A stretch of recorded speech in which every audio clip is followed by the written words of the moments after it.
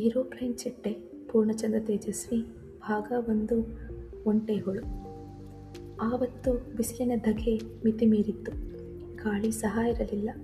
ಮರದ ಒಂದು ಎಲೆಯೂ ಅಲುಗುತ್ತಿರಲಿಲ್ಲ. ಮರಗಳ ಕೆಳಗೆಲ್ಲ ಕರ್ರನೆ ಕತ್ತಲಿನಂತೆ ನೆರಳು ಹಾಸಿಕೊಂಡು ಬಿದ್ದಿತ್ತು. ನನಗೆ ಇಡೀ ಜಗತ್ತೇ ಜಡವಾದಂತೆನ್ನಿಸಿ ಬೋರಾಯಿತು. ನಡೆಯುವುದನ್ನು ನಿಲ್ಲಿಸಿ ಸುಮ್ಮನೆ ಮರದ ನೆರಳೊಂದರ ಅಡಿ ಕುಳಿತೆ. ಈ ಕಾಡು ಇಷ್ಟು ಹೊತ್ತಿನವರೆಗೂ ಹೀಗೆ ಬೋರ್ ಹೊಡೆದುಕೊಂಡು ಬಿದ್ದಿರುತ್ತದೆ, ನೋಡೇ ಬಿಡೋಣ ಎಂದು ಯೋಚಿಸಿ ಸುಮ್ಮನೆ ಕುಳಿತೆ. ಕಾಡು ಅದ್ಭುತ, ರಮ್ಯ ಎಂದೆಲ್ಲ ಕಲ್ಪನೆ ಮಾಡುವುದು ದೊಡ್ಡ ತಲೆಹರಟೆ ಎನ್ನಿಸಿತು. ಸದ್ಯಕ್ಕಂತೂ ಕಾಡಿಗೂ ಮರುಭೂಮಿಗೂ ನನಗೆ ಯಾವ ವ್ಯತ್ಯಾಸವೂ ಇಲ್ಲವೆಂದೆನಿಸಿತು. ನನ್ನ ಕಾಲ ಕೆಳಗಿನಿಂದ ಒಂದು ಚಿಕ್ಕ ಹಾವುರಾಣಿ ಎದ್ದು ಚರಚರ ಸದ್ದು ಮಾಡುತ್ತಾ ತರಗೆಲೆಗಳ ಮೇಲೆ ನಡೆದು ಹೋಯಿತು. ಹಾವುರಾಣಿ ಸರಿದು ತರಗೆಲೆಗಳಡಿ ಎಲ್ಲೋ ಹೋದ ಮೇಲೆ ಮತ್ತೇನನ್ನೂ ಗಮನಿಸಲು ಇಲ್ಲದೆ ತರಗೆಲೆಗಳ ರಾಶಿಯನ್ನೇ ನೋಡುತ್ತಾ ಕುಳಿತಿದ್ದೆ. ತರಗೆಲೆಗಳ ಮೇಲೆ ಒಂದು ಸುರುಳಿ ಸುತ್ತಿ ಬಿದ್ದಿದ್ದ ಎಲೆ ನನ್ನ ಗಮನ ಸೆಳೆಯಿತು. ಎಷ್ಟು ಎಲೆಗಳಲ್ಲಿ ಯಾಕೆ ಇದೊಂದೇ ಸುರುಳಿ ಸುತ್ತಿ ಬಿದ್ದಿದೆ ಎಂದು ಆಶ್ಚರ್ಯ ಆಯಿತು.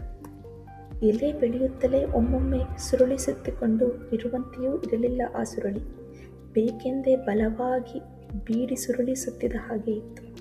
ಸುರುಳಿ ಸುತ್ತಿ ಬಿದ್ದಿದ್ದ ಆ ಎಲೆ ತೆಗೆದುಕೊಂಡು ಪರೀಕ್ಷಿಸಿದೆ.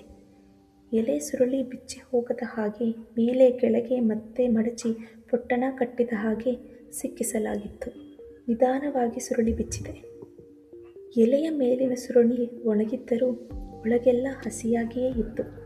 ಒಳಗೆ ಏನಿರಬಹುದೆಂದು ನೋಡೋಣವೆಂದು ಜೋಪಾನವಾಗಿ ಬೆಚ್ಚಿದೆ. ಸುರುಳಿ ಬಿಚ್ಚಿದ ಮೇಲೆ ಆ ಎಲೆಯ ಗಂಟು ತೊಟ್ಟಿಲ್ಲದ ಒಂದು ಇಡೀ ಎಲೆಯಾಯಿತು. ನಾನು ಕುಳಿತಿದ್ದ ಅಬ್ಬಲು ಮರದ ಎಲೆಯೇ ಅದು.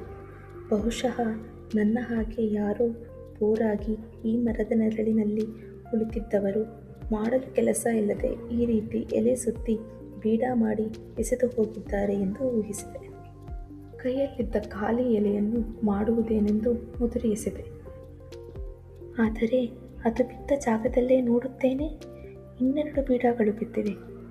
ಸರಿ, ಅವುಗಳೊಳಗಾದರೂ ಏನಾದರೂ ಇದೆಯಾ ನೋಡೋಣೆಂದು ಬಿಚ್ಚಿದರೆ ಅವು ಖಾಲಿ. ಸರಿ, ಇದು ಯಾವನೋ ಹುಟ್ಟು ಸೋಮಾರಿಯ ಕೆಲಸ ಎಂದು ಯೋಚಿಸಿ ಅದನ್ನೂ ಎಸೆದೆ.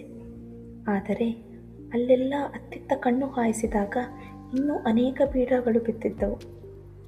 ಹಾಗಾದರೆ ಇದು ನರಮನುಷ್ಯರ ಕೆಲಸ ಅಲ್ಲ, ಯಾವುದೋ ಹಕ್ಕಿಯೋ